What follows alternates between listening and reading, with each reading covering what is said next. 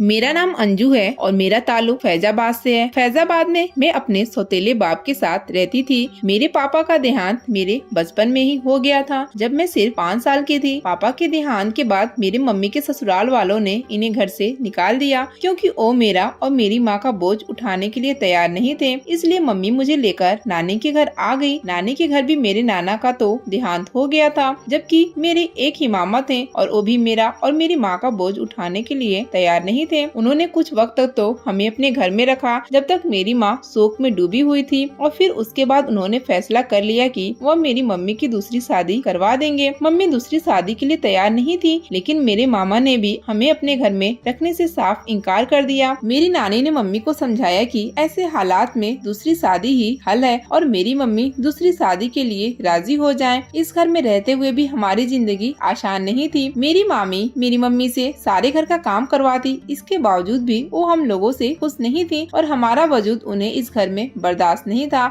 उन्होंने मेरी नानी पर जोर डालना शुरू कर दिया कि वो मेरी मम्मी को दूसरी शादी पर राजी करें। अगर वो राजी नहीं होती तो हम माँ बेटी को घर से निकाल दें, क्योंकि वो 2 लोगों का बोझ नहीं उठा सकते हैं। आखिरकार माँ को यह फैसला लेना ही पड़ा, क्योंकि इसके अलावा और कोई हल नहीं था। मेरी मम्मी के पास कुछ नहीं था, न तो कोई घर था जहाँ पर हम लोग रहने लगते और न ही कोई कमाने वाला था। इसलिए उन्होंने हालात से तंग आकर दूसरी शादी के लिए हाँ कर दी। दूसरी शादी जिस वक्त हुई थी, इस वक्त कुछ वक्त के लिए तो मैं अपने नानी के पास ही रही, लेकिन फिर जैसे मेरी मम्मी इस घर में रहने लगी और जैसे तैसे करके उन्होंने अपने दूसरे पति को राजी किया कि वो मुझे भी कबूल कर लें। जाने उसके दिमाग में कौन सी बात आई थी कि उसने मेरी माँ की बात मान ली और मेरी माँ को इजाजत दे दी कि वो मुझे भी अपने साथ वहाँ ले जाए। मैं बहुत खुश थी कि आज के बाद से मैं अपनी मम्मी के पास होंगी, क्योंकि मम्मी के बगैर इस घर में कोई भी मुझे खाना तक नहीं देता था। मामी भी मुझसे सारा घर का काम करवाती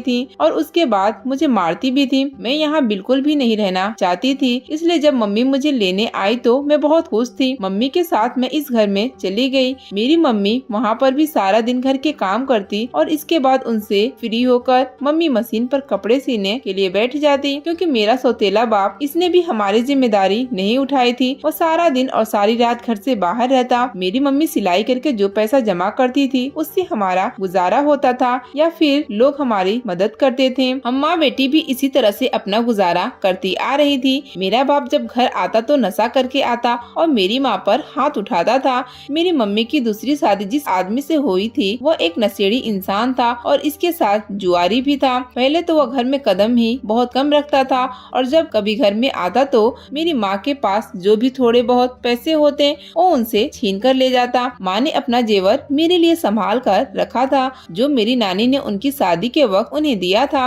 मम्मी ने सोचा था कि बुरे वक्त में काम आएगा, मेरी शादी के मौके पर वो ये जेवर मुझे दे देंगी। लेकिन मेरे सौतेले बाप को इस जेवर का पता चल गया तो उसने मेरी माँ से वो जेवरात भी छीन लिए और अपनी अय्यासी में लगा दी। मेरी माँ रोती रही, लेकिन इस इंसान पर किसी चीज का कोई असर न हुआ। और इसी दौरान मेरी मम्मी जब उन्हें जेवर देने के लिए तैयार नहीं थी तो उन्होंने बहुत बेरहमी से मेरी माँ पर हाथ उठाया और उन्हें मारा पीटा भी था, जिसकी वजह से मम्मी बीमार रहने लगी थी। उन्होंने मुझे सिलाई सिखा दी थी और अब सारे मोहल्ले के कपड़े मैं सिलाई करती थी। मम्मी का ख्याल भी रखती और उन्हें डॉक्टर के पास भी लेकर जाती। लेकिन मम्मी ने इस बात को जैसे अपने दिल पर ले लिया था। हर वक्त उन्हें यही गम रहता था कि जिस जेवर को अब तक संभाल कर रखती आई थी, इतने सालों तक उन्होंने संभाला था, आज वो भी उनके हाथ से चला गया। अब उनके हाथ में कुछ नहीं है, वो अपनी बेटी के लिए कुछ नहीं कर पाएंगे। मगर मैं उन्हें यही समझाती थी, फिक्र करने की जरूरत नहीं है, जो मेरे नसीब में होगा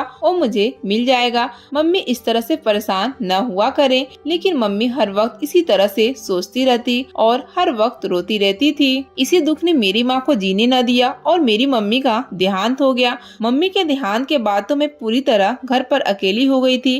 पापा घर पर मौजूद ही नहीं होते थे और अगर होते भी तो मैं इनसे दूर ही रहती थी, क्योंकि जब से मेरी माँ की शादी हुई थी और वो इस घर में आई थी, मुझे भी अपने साथ घर में ले आई थी और उन्हें इस बात का अंदाजा हुआ था कि इनका पति किस किस्म का इंसान है, तो वो मुझे उनसे दूर ही रखती। जैसे ही वो घर में कदम रखते तो मम्मी मुझे कमरे में भेज देती। अभी मैं खाना बनाकर रख देती थी और खामोशी से अपने कमरे में चली जाती। मम्मी के चले जाने के बाद मेरे सौतेले बाप का रवैया अचानक से मेरे साथ ठीक हो गया। मैंने सोच लिया था कि मुझे इस घर में नहीं रहना, मैं अपने अपने मामा के घर चली जाऊंगी, क्योंकि वो आदमी मेरा सगा बाप नहीं था। इस तरह से मेरा इस घर में रहना ठीक नहीं। जब तक मेरी माँ जिंदा थी तो बात कुछ और थी, लेकिन मम्मी के बाद मेरे सौतेले बाप ने मुझसे मोहब्बत जतानी शुरू कर दी, जिसमें वो कामयाब भी हो गया था और मैंने इस पर भरोसा करके शादी के लिए हाँ भी कर दी। लेकिन हकीकत में वो मेरी शादी नहीं करा रहा था, बल्कि उसने पैसों के लालच में मुझे बेच दिया था, और वो भी एक जुआरी के हाथों में। ये खबर मेरे लिए किसी भी सदमा से कम नहीं थी। मेरे तो आगे पीछे भी कोई नहीं था, मैं किसको मदद के लिए बुलाती। यही सोच रही थी कि मुझे ऐसे हालात में क्या करना चाहिए। मैंने सोच लिया था कि अब मैं इस घर में तो बिल्कुल नहीं रहूंगी और कहीं भी चली जाऊंगी। लेकिन इस तरह से सब कुछ सच जानने के बाद मैं कैसे इस घर में रहती, जबकि मैं यह बात जानती थी कि मुझे किसी जुआरी के हाथ बेच दिया जाएगा। रात हो गई थी और इसके बाद मैंने अपनी पूरी तैयारी की। इस घर से निकलने की मैंने पूरी तैयारी कर ली थी। खामोशी से अपनी गठरी उठाई जिसमें मैंने अपना जरूरी सामान बांधा था और घर का दरवाजा खोलकर बाहर निकल आई। साथ साथ मैं पीछे भी देख रही थी कि कहीं पापा जाग न गए हो, लेकिन पीछे कोई भी नहीं था। मैं तेज तेज कदम लेती जा रही थी जब यह देखकर मैं हैरान रह गई कि मेरे पापा मेरे सामने मौजूद थे और गुस्से से मुझे देख रहे थे। उन्होंने कहा कि उन्हें अंदाजा हो गया था कि मैंने उनकी बातें सुन चुकी हूँ और मैं घर से भागने की तैयारी जरूर करूंगी, इसलिए वो रास्ते में पहले से मौजूद थे।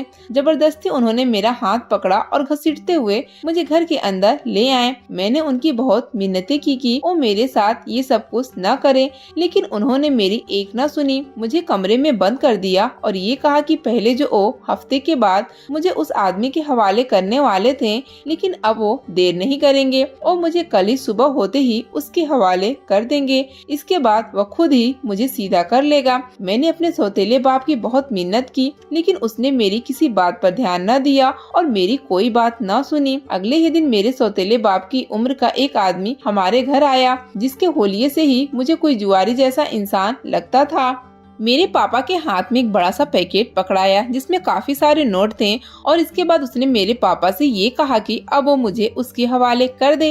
इसलिए मेरे बाप ने मुझे उस आदमी के हवाले कर दिया और वो मुझे अपने साथ घर ले आया। इस जुआरी ने मुझसे शादी कर लिया, जबकि वह उम्र में मुझसे बहुत बड़ा था।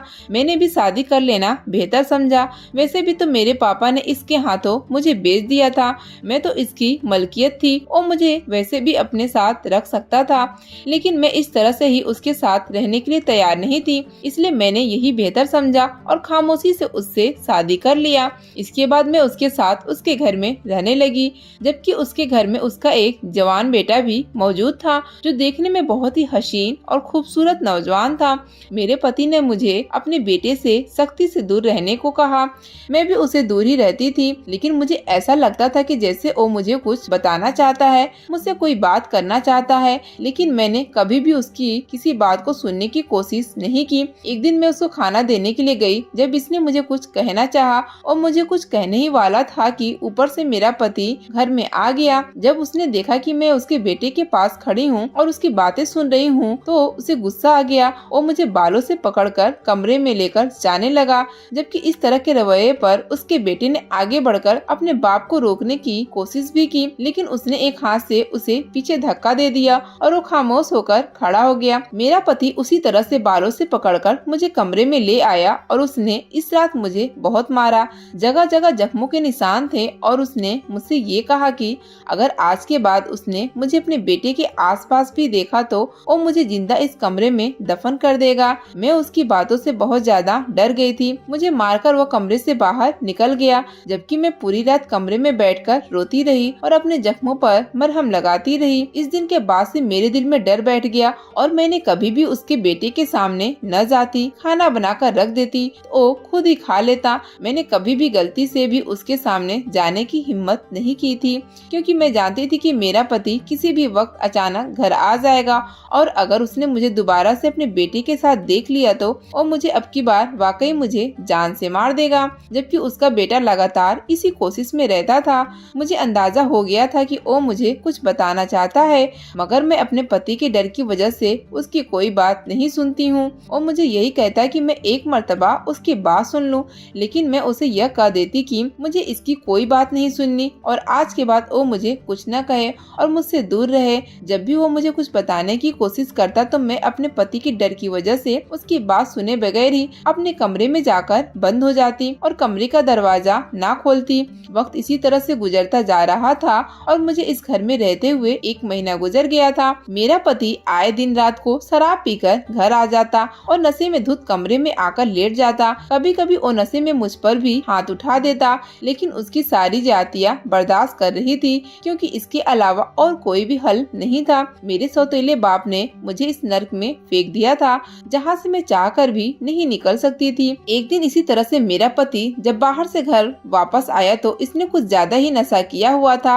वह नशे में धुत कमरे में आकर बेहोश होकर सो गया तो मेरे पति का जवान बेटा जबरदस्ती कमरे में घुस आया और कमरे में आते ही अपने बाप को नींद का एक इंजेक्शन लगाने लगा, जबकि वो तो पहले ही नशे की वजह से बेहोश था और गहरी नींद में था। मैं उसे मना करती रही लेकिन उसने मुझे चुप रहने को कहा। जब वो अपनी कार्रवाई पूरी कर चुका तो उसने मुझे कहा कि अब मैं उसकी पूरी बात सुन लूं। जब से मैं इस घर में आई थी वो मुझे कुछ बताना चाहता था और आज वो मुझे सब कुछ बताकर ही रहेगा। इसमें मेरी ही भलाई थी। उसने कमरे का दरवाजा बंद किया और मुझे कमरे से बाहर ले आया। तब इसने मुझे अपने बाप की असलियत बताना शुरू किया। उसने कहा कि उसके बाप के पास इतना पैसा ऐसे जमा नहीं हुआ। उसका बाप कारोबार करता है और वो एक बहुत बड़ा जुआरी है। यह लोगों के साथ जुआ खेलता है और ऐसे में उनके साथ धोखे से बेईमानी के साथ जी जाता है और बदले में ढेरों पैसे मांगता है। जिन लोगों के पास पैसे होते हैं तो इसे पैसे दे देते हैं, लेकिन जिनके पास पैसे नहीं होते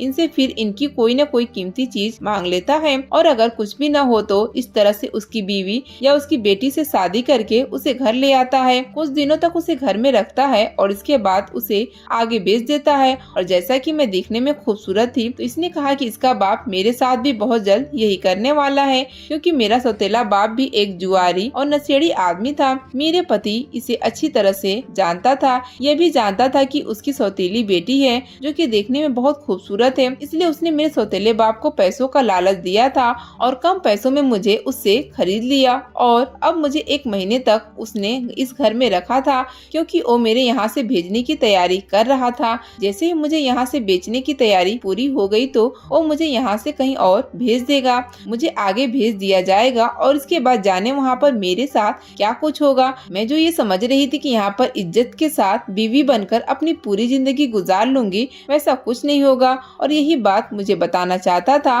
उससे पहले भी यहाँ बहुत सी खूबसूरत और कम उम्र लड़कियाँ आ चुकी हैं और इसी तरह से यहाँ से भी जा चुकी हैं, लेकिन वो इनमें से किसी की मदद नहीं कर पाया क्योंकि उस वक्त वो इतना समझदार नहीं था और अपने बाप से डरता था। लेकिन अब वो अपने बाप से नहीं डरता। उसका बाप इसलिए मुझे उससे दूर रहने को कहता था। वो जानता था कि कहीं वो मुझे सब कुछ बता ना दे। वो मेरी मदद करना चाहता था, मुझे यहाँ से भेजना चाहता था। इससे पहले कि उसका बाप मुझे कहीं और भेज देता, वो चाहता था कि मैं यहाँ से दूर चली जाऊँ और मेरी जिंदगी बर्बाद होने से बच जाए। लेकिन मैंने कभी इसकी बात कहने का मौका ही नहीं दिया। यह बात तो मैं अच्छी तरह से जानती थी कि मेरा पति एक अच्छा इंसान नहीं था। जिसने पैसे देकर मेरे बाप से मुझे खरीदा था, वो इंसान कैसे अच्छा हो सकता है। और अब जबकि उसके बेटे ने मुझे उसकी सारी हकीकत बता दी थी तो मुझे डर लगने लगा था कि आगे मेरे साथ क्या होगा। जब उस लड़के ने कहा कि मुझे घबराने की या परेशान होने की जरूरत नहीं है, वो हर मामले में मेरा साथ देगा। जाने क्यों इसका दिल करता है कि वो मेरी मदद करे और वो मेरी मदद जरूर करेगा। मुझे इस कैदखाने से निकाल देगा। मुझे सिर्फ इस पर भरोसा करना है और वही करना है जैसा वो मुझे करने के लिए कहे, क्योंकि जब से मैं इस घर में आई थी तो मेरे पति ने सभी कुछ मेरे हवाले कर दिया था। जितने भी पैसे वो बाहर से लेकर आता था वो सारे पैसे मेरे हवाले कर देता है कि मैं उन्हें संभाल कर रखूं। उसकी अलमारी की चाबी भी मेरे पास ही होती थी। मेरे पति के बेटे ने मुझसे कहा कि हमें आज रात ही यहाँ से निकलना होगा। वो मुझे किसी सुरक्षित जगह पर छोड़ आएगा क्योंकि हमारे पास ज्यादा वक्त नहीं है। उसने अपने बाप को नींद का इंजेक्शन इसलिए लगाया ताकि इसका बाप जल्दी नींद से जागे ना और उसके जागते जागते हम लोग यहाँ से बहुत दूर दूर चले जाएं। मुझे इस लड़के की बातों पर भरोसा तो था ही, क्योंकि मैं जानती थी कि वह अपने बाप के जैसा तो बिल्कुल नहीं है। क्योंकि जब से मैं इस घर में आई थी मैंने कभी भी इसे शराब पीते या नशा करते नहीं देखा था। और अब जबकि वो मेरी मदद करने के लिए तैयार था तो मैं इसकी मदद लेने से कैसे इनकार करती, जबकि मैं यह बात भी अच्छी तरह से जानती थी कि अगर मैं इस घर में और कुछ दिन रही तो जाने आगे मेरे साथ क्या होगा। ये सारी बातें सोचते हुए मैंने इस लड़के के साथ ये घर छोड़ने का इरादा कर लिया। मगर घर छोड़ने से पहले इसने मुझसे कहा कि मैं सारे कीमती जेवर जो मेरे पति ने शादी के वक्त मुझे पहनाए थे वो भी अपने साथ ले लूं, और जो पैसे उसने मेरे पास रखवाए थे वो पैसे भी मैं अपने साथ ले लूं, क्योंकि आगे हमें इन सारी चीजों की बहुत जरूरत पड़ेगी। वो तो मुझे छोड़कर वापस आ जाएगा, जबकि मुझे पैसों की जरूरत पड़ेगी। इसलिए मैं अपनी सहूलियत के लिए वो सारी चीजें अपने साथ ले लूं। मगर मैंने इनकार कर दिया कि मुझे इस इंसान का कुछ नहीं चाहिए। तो उस लड़के ने मुझे समझाया कि आगे जिंदगी मुझे मुश्किलात का सामना होगा, क्योंकि बाहर की जिंदगी इतनी आसान नहीं होती जितनी हम सोच लेते हैं। रहने के लिए घर की जरूरत होगी और खाने पीने के लिए पैसे चाहिए होंगे। ऐसे में वो पैसे मेरे काम आएंगी। और जहाँ तक बात उसके बाप की है तो वो वापस आकर अपने बाप को संभाल लेगा। मुझे इसकी फिक्र करने की कोई जरूरत नहीं है, तुम अपने बारे में सोचो। इसके कहने पर मैंने जेवर और पैसे ले ली और इसी को पकड़ा दी कि जब हम मंजिल पर पहुंच जाएंगे तो वो मुझे दे देगा। मैं अपने पति के बेटे के साथ घर से भाग आई और हम लोग एक गाड़ी में बैठे थे। मुझे नहीं मालूम था कि हम यहाँ से कहाँ जा रहे हैं, लेकिन इस लड़के ने मुझे ये कहा कि हम इस शहर से किसी दूसरे शहर जा रहे हैं। उसका बाप कभी हमें तलाश ना कर सके। मुझे डर भी लग रहा था, लेकिन कम से कम इस घर में रहने से तो यह बेहतर ही था कि मैं किसी और महफूज मुकाम पर पहुँच जाती। पूरी रात इसी तरह से सफर में गुजरी थी। जब सुबह हम लोग अपनी मंजिल पर पहुँच गए। सलीमपुर से हम लोग भागलपुर आ गए थे। इस लड़के ने मुझे कहा कि यहाँ पर उसके कुछ जानने वाले रहते हैं और मुझे उनके घर छोड़ देता है, और इसके बाद मैं जब तक यहाँ चाहूँ उनके घर में रहूँ। इसके बाद मैं अपने बारे में जो भी बेहतर सोचूं वो कर सकती हूँ। वो मुझे यहाँ पर छोड़कर चला जाएगा, यहाँ पर मैं सुरक्षित रहूंगी। मैंने भी उसकी बात पर हाँ में सिर हिला दी और वो मुझे लेकर एक बड़ी सी इमारत में ले गया। जैसे इस इमारत में अंदर गए तो मुझे कुछ भी अच्छा नहीं लगा। ऐसा लग रहा था जैसे मैं किसी गलत जगह पर आ गई। जब मैंने वहाँ से पीछे वापस निकलने की कोशिश की तो उस लड़के ने सख्ती से मेरा हाथ पकड़ लिया और कहने लगा कि अब मैं यहाँ से कहीं नहीं जा सकती हूँ। वो मुझे एक कोठे पर ले आया था। मैं जो ये समझ रही थी कि इस जुआरी का बेटा अच्छा निकलेगा, लेकिन ऐसा कुछ नहीं था। जैसा बाप बेटा बिल्कुल वैसा ही था। इसने मुझे धोखा दिया था और बेवकूफ बनाया था। उसे सिर्फ और सिर्फ वो सारे जेवरात और पैसे चाहिए थे जो इसके बाप के पास थे। अगर वो अपने बाप को नशा देकर सुला भी देता, तब भी अगर वह घर में चोरी करता तो वो अपने पति को सब कुछ बता देती। इसलिए उसने मुझे भी बेवकूफ बनाया था और मुझे अपनी कहानियों में उलझा लिया। झूठा हमदर्दी का ड्रामा किया और मेरे जरिए से सारे जेवर और पैसे भी ले ली। और अब मुझे यहाँ पर बेचकर जाएगा तो इससे भी अच्छे खासे पैसे कमाएगा। वापस जाकर अपने बाप से यह कह देगा कि मैं खुद घर से उसका जेवर और पैसे लेकर भागी हूँ। ऐसे में सारा शक मेरे ऊपर आ जाएगा, जबकि वो अपने बाप के पैसे और मेरी कीमत पर अयासी करेगा। वैसे भी तो इसके बाप ने मुझे बेचकर पैसे कमाना था और अपनी तिजोरी भरनी थी, तो इस बार यह काम उसने कर लिया और पैसा कमा लिया, तो इसमें क्या हर्ज है। अब मैं सारी जिंदगी यहीं रहूंगी और यहाँ से मुझे कोई नहीं निकाल सकता। मैं उसके मुंह से ये सारी बातें सुनकर हैरान थी कि मैं उसे कितना अच्छा और हमदर्द इंसान समझती थी, जबकि उसने मेरे साथ इतना बड़ा धोखा किया है। मैं सोच भी नहीं सकती थी कि हमदर्दी के रूप में वो शख्स मेरे साथ ये सब कुछ करेगा। उसकी सिर्फ पैसों पर नजर थी और इन पैसों को हासिल करने के लिए उसने मेरा इस्तेमाल किया था और मुझे इस नर्क में लाकर छोड़ दिया। इससे पहले कि वो मुझे किसी कमरे में ले जाकर बंद कर देता, मैंने उसके हाथ पर अपने दांत गड़ा दिए, जिससे उसने मेरा हाथ पकड़ा हुआ था। वह घबराकर पीछे हटा और मैं बिना देखे इधर उधर वहाँ से भागना शुरू कर दी, जबकि वो मेरे पीछे भाग रहा था। उसे लगा था कि मैं यहाँ से कहीं नहीं जा सकती, लेकिन मैंने भी बिना किसी चीज की परवाह किए भागना शुरू कर दिया। इस इमारत में से बाहर निकल आए, जबकि वो मुझे आवाज दे रहा था कि मैं यहाँ से बचकर नहीं जा सकती। मैं यहाँ से कितनी भी दूर चली जाऊँ, लेकिन उसकी पहुँच से दूर नहीं जा सकती। मैं भागती जा रही थी बिना गाड़ियों की परवाह किए। जब रोड पर पहुँची तो एक गाड़ी से बुरी तरीके से टकराई और वहीं गिर गई। इसके बाद मुझे कुछ याद नहीं कि मेरे साथ क्या हुआ। जब मैंने आंखें खोली तो मैं अस्पताल के कमरे में मौजूद थी और मेरे सर पर पट्टी लगी हुई थी। अचानक से मुझे खौफ ने आ घेरा कि कहीं एक्सीडेंट के बाद वो लड़का तो मुझे अस्पताल लेकर नहीं आया और मुझे लेकर आया है तो मुझे जिंदा नहीं रहना, इससे अच्छा था कि मैं मर जाती। कम से कम ऐसी जगह पर जाने से तो बच जाती। मैं फौरन से उठी थी ताकि यहाँ से भाग सकती, लेकिन मेरे अंदर इतनी हिम्मत नहीं थी कि मैं कहीं जा सकती। अचानक से किसी ने आकर मुझे पकड़ लिया था और मुझे गिरने से बचा ली। जब मैंने देखा तो सामने एक खूबसूरत नौजवान मौजूद था जिसे आज से पहले मैंने कभी नहीं देखा। वो अनजान शख्स कौन था, यह चेहरा मैं पहली बार अपनी जिंदगी में देख रही थी। जब उस शख्स ने मुझे बताया कि मुझे फिक्र करने की जरूरत नहीं है, वो एक पुलिस अफसर है, मैं उसकी गाड़ी से टकरा गई थी, जख्मी हो गई थी, इसलिए मुझे अस्पताल लेकर आया है। उसकी यह बात सुनकर मुझे हिम्मत मिली थी। मैंने सारी हकीकत उसे खुलकर बता दी कि किस तरह से मेरे सौतेले बाप ने मुझे बेच दिया और इसके बाद उस शख्स के बेटे ने मेरे साथ धोखा किया, मुझे यहाँ ले आया और अब वो मुझे आगे बेचना चाहता है।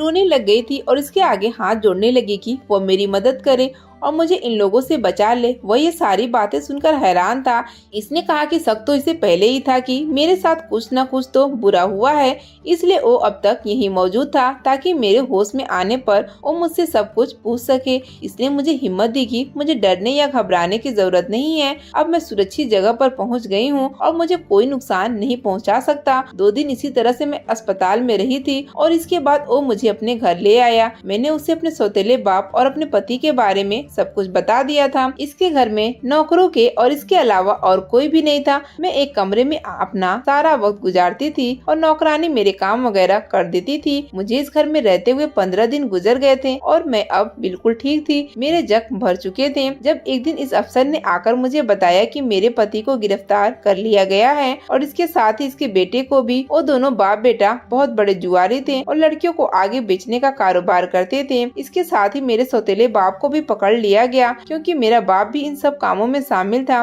मैंने अपने पति से तलाक ले ली, लेकिन अभी तक मैं इसी घर में मौजूद थी क्योंकि मेरे पास और कोई ठिकाना नहीं था। जबकि इस शख्स ने भी मुझे यहाँ से जाने का नहीं कहा था जिसने मेरी मदद की थी। वक्त इसी तरह से गुजरता गया और अब मैंने यहाँ से जाने का फैसला किया। मुझे मालूम नहीं था कि मैं कहाँ जाऊंगी, लेकिन अब मैं ज्यादा दिन इस शख्स के घर में इस तरह से नहीं रह सकती। पहले यहाँ रहना मेरी मजबूरी थी, लेकिन अब जबकि सब कुछ ठीक हो गया था, मुझे अपने लिए कुछ करना था। जब मैंने यहाँ से जाने का जिक्र किया तो इसने मुझे जाने से रोक दिया। वह जानता था कि मेरा कोई भी अपना नहीं है और न ही मैं इस शहर में किसी को जानती हूँ। इस शख्स ने मुझे शादी के लिए कहा। इसने कहा कि जब मैं उसे पहली बार मिली थी उसी वक्त मैं उसे अच्छी लगी थी, इसलिए वो मुझे अस्पताल पहुँचाकर वापस नहीं आया था, बल्कि वही मेरे साथ मौजूद था। वो बस हालात के बेहतर होने का इंतजार कर रहा था और अब जबकि सब कुछ ठीक हो गया तो वो मुझसे शादी करना चाहता है। मुझे समझ नहीं आ रहा था कि मैं क्या करूं। मैं शायद इस शख्स के काबिल नहीं, लेकिन वो मुझसे मोहब्बत करता था, इसलिए मैंने शादी के लिए हाँ कर दी। हमारी शादी हो गई थी और अब मैं अपनी जिंदगी में अपने पति के साथ हंसी खुशी जिंदगी गुजार रही। वो मेरा बहुत ख्याल रखता था,